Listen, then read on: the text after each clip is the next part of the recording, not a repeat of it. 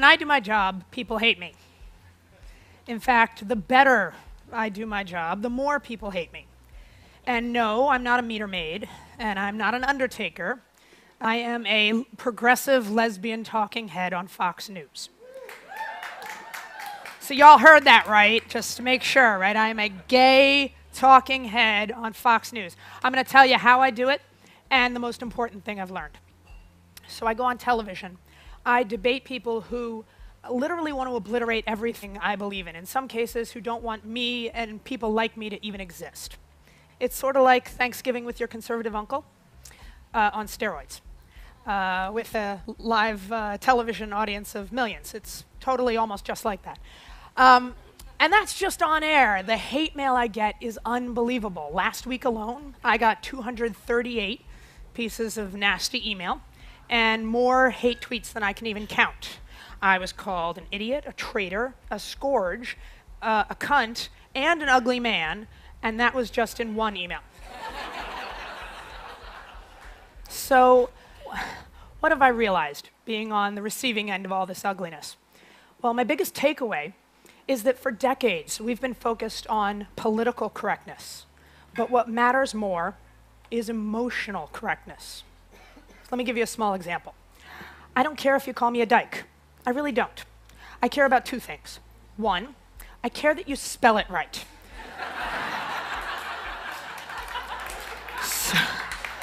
Just quick refresher, it's D-Y-K-E. You'd totally be surprised. And second, I don't care about the word, I care about how you use it. Are you being friendly? Are you just being naive? Or do you really want to hurt me personally? Emotional correctness is the tone, the feeling, how we say what we say, the respect and compassion we show one another. And what I've realized is that political persuasion doesn't begin with ideas or facts or data. Political persuasion begins with being emotionally correct. So when I first went to go work at Fox News, true confession, I expected there to be marks in the carpet from all the knuckle dragging, right? That, by the way, in case you're paying attention, is not emotionally correct. But liberals on my side, we can be self-righteous, we can be condescending, we can be dismissive of anyone who doesn't agree with us. In other words, we can be politically right, but emotionally wrong. And incidentally, that means that people don't like us, right? Now here's the kicker.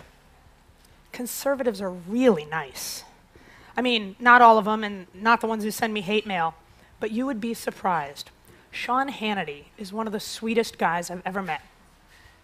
He spends his free time trying to fix up his staff on blind dates, and I know that if I ever had a problem, he would do anything he could to help. Now, I think Sean Hannity is 99% politically wrong, but his emotional correctness is strikingly impressive, and that's why people listen to him. Because you can't get anyone to agree with you if they don't even listen to you first. We spend so much time talking past each other and not enough time talking through our disagreements.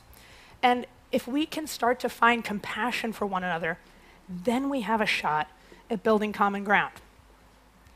It actually sounds really hokey to sort of say it standing up here, but when you try to put it in practice, it's really powerful. So someone who says they hate immigrants, I try to imagine how scared they must be that their community is changing from what they've always known. Or someone who says they don't like teachers' unions. I bet they're really devastated to see their kids' school going into the gutter and they're just looking for someone to blame.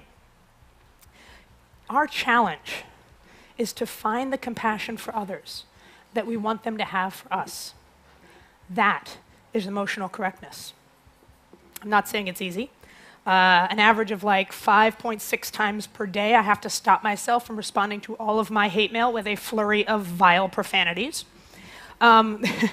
This whole, sort of finding compassion and common ground with your enemies thing is kind of like a political, spiritual practice for me, and I ain't the Dalai Lama. I'm not perfect, but what I am is optimistic, because I don't just get hate mail.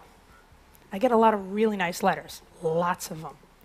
And one of my all-time favorites begins, I'm not a big fan of your political leanings, or your sometimes tortured logic.